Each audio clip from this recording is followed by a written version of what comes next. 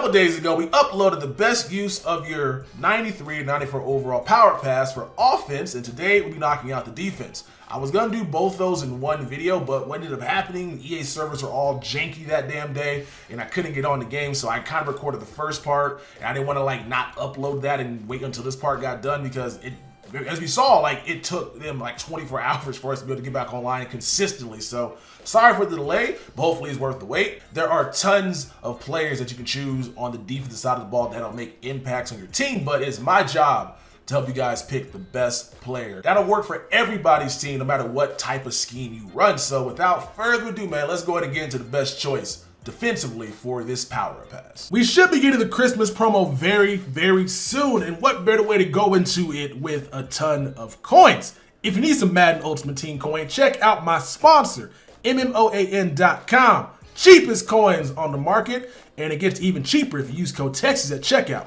for a 10% discount. So like I said, there are tons of players on defense. If you guys don't like any of my choices on this list, use whoever you want to on this power pass. I have no bearing over your team. I'm just trying to get you guys the best possible players. So don't get mad at me when I suggest the number one guy. You're like, nah, I don't like that guy. Get who you want, bro. But this guy, at the end of the day, is the best possible player. So let's go ahead and get into this list. At left end, right end, I probably wouldn't use this pass on anybody. Maybe even defensive tackle. I don't notice defensive linemen in this game. It's really stupid, right? So I have Reggie White. I have Reggie White kimmed up to a 96 overall, my Panthers theme team, right? He has out here with 97 block shit, runs up maxed out. He has like 98 strength and brawler attached to him. And then on top of that, like he has the abilities active. And I played a game last night against the Steelers theme team, and he did not make any plays for me. Same thing can be said about the Mean Joe Green. Same thing can be said about the Deacon Jones. All these guys just do not play well, it seems like, consistently for you to want to have these guys on your team. If you're going to be investing that much into an interior lineman, you will want these guys to make plays, especially if you're going to be sacrificing one of the three players and having him active on your team. So I don't see any tackle on this list that is worth a damn. It was kind of annoying. It's like I got this guy active. I paid 600,000 coins plus for him to be able to like make a play for me, and he did not make not one play for me. So it's just kind of weird to put it past somebody that you know is not going to make plays for you consistently. Like, I have Reggie White. I should be able to stop the run.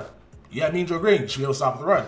None of those guys stop the run consistently. Before you guys say, well, in this scheme, in 3-4 bear or in 1-4, no. Like, none of these guys stop the run consistently. If you guys had consistently good run D, you know what you would do? Play for $1 million. Actually, I don't think Madden's getting much money away for their tournaments. If they stop the run consistently, you guys be playing for $25,000 consistently at these Madden tournaments, because all these top competitive guys do is run the ball because there's nothing consistent in this game that stops it. So I thought these linemen would do a good job at it, but that's not the case. Now, when it comes to the linebackers, we got Willie Lanier, Lawrence Taylor, as well as Bobby Bell.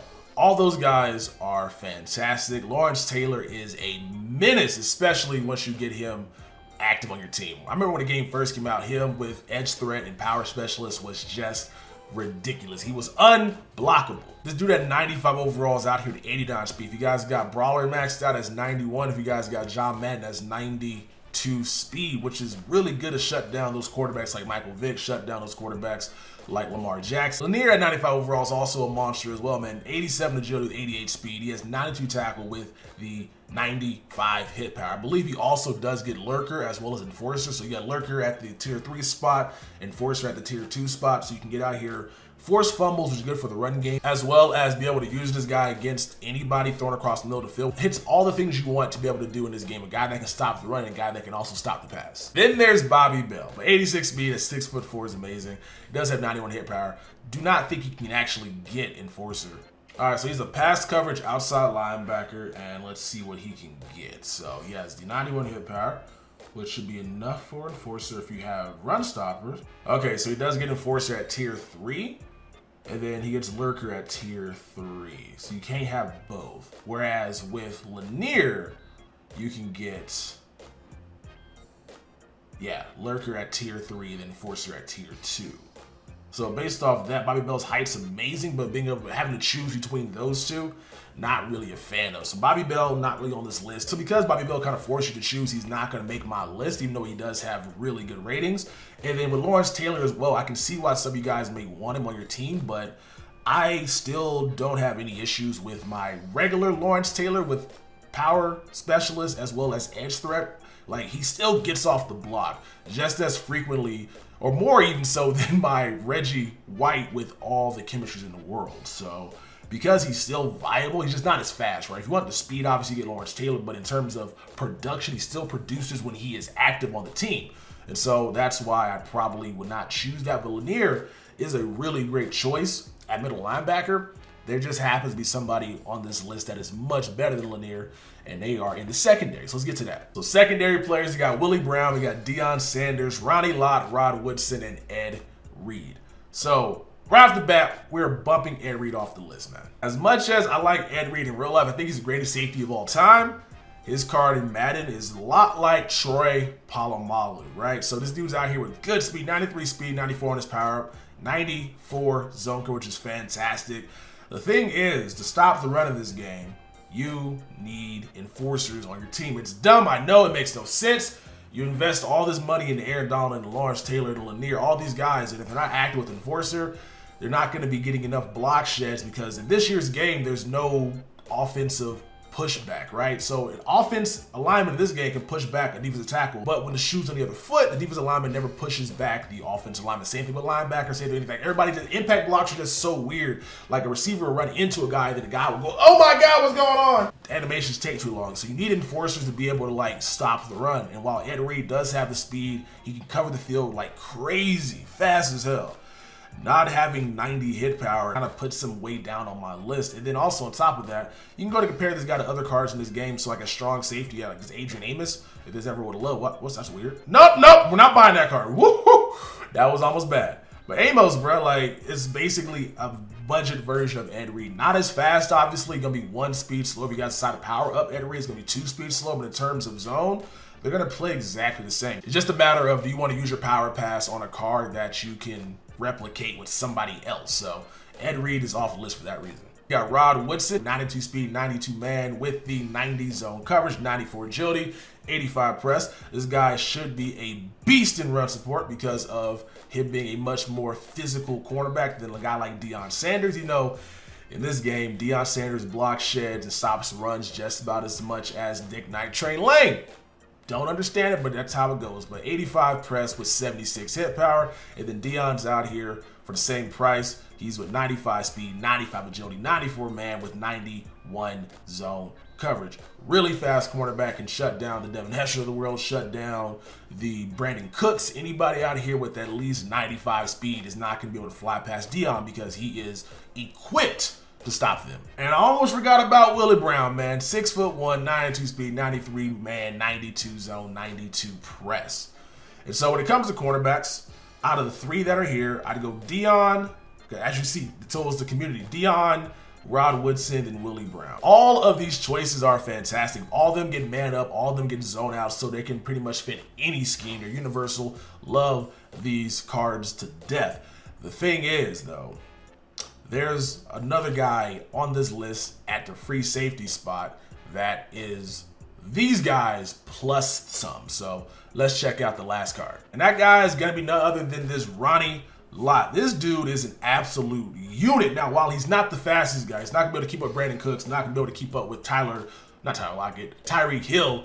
He has 91 speed. That is not great. 93 speed if you guys have him out here at Brawler maxed out. The reason why I love this card so much is going to be his 96 hit power. We don't really have many guys in this game that can play cornerback, right? This guy's secondary position's cornerback that can has that hit power. And like I said, the meta in this year's game is to just run the ball. Like, it's so frustrating because you can invest in all these run support guys, but the only people in this game that consistently stop the runs are going to be dudes with enforcer, because that's where you can get those hit sticks on the Eric Dickersons of the world and force the ball out their heads. Like, it's an epidemic, man. I played with my Panthers theme team the other day, and literally everybody was just running the ball. And so while it's nice to have guys like Ed Reed or like Deion Sanders, or guys that get universal coverage so they can cover man in zone no matter what you're doing, nobody's throwing the damn ball. And so it's best to have a guy here who can also cover, because he gets zone out as well, who also can get enforcer, obviously, because he can stop the run. And if you don't want to enforce on him, at least he still has 96 hit power. So you go to put universal coverage on him and hope that 96 hit power lines up against the running back and forces a fumble either way. So this card is probably the most needed card in the game right now with this meta that's shaping up with how much everybody loves to run the ball. And if EA decides to tune stretch or decides to tune dive, or at least just make defensive linemen that have way better blocking or block shedding and strength than linemen actually do their job. Until that day happens, man, like, you're gonna have to invest in guys that can shut down the run. And Ronnie Lott is a guy that can do that, as well as cover if you decide to put universal coverage on this man. So I think Lott is the best choice on the list. I think if I had to rank the top 3, it'd be Ronnie Lott, Will Lanier, and then we go with the Lawrence Taylor out of all those 3. I love Dion a lot. I love him so much. The thing is just that Dion is not, like, the speed boost is cool. That's pretty much all you're really getting. Like, he's still a shutdown quarterback, right? You still can get man up and zone out, which is the same thing as universal coverage. It's gonna play similar to the 95, right? Just not gonna be as fast. It's still gonna be able to shut down quarterback over there. So, but in terms of just being able to have the best players, it's Lott, Lanier, and then Lawrence Taylor. Those are the 3 choices I would choose. Obviously, if you guys got an extra power pass for 150 days for your daily login, your decision is probably easy. You can get Lott and Lanier, or Lott and Dickerson, or Dickerson and Lawrence Taylor. Doesn't really matter who you guys chose, but this is the guy that I would choose just based off of what is needed to at least get you the ball back, man. This dude has won me a few games because of being able to get Dickerson deactivated by forcing that one fumble.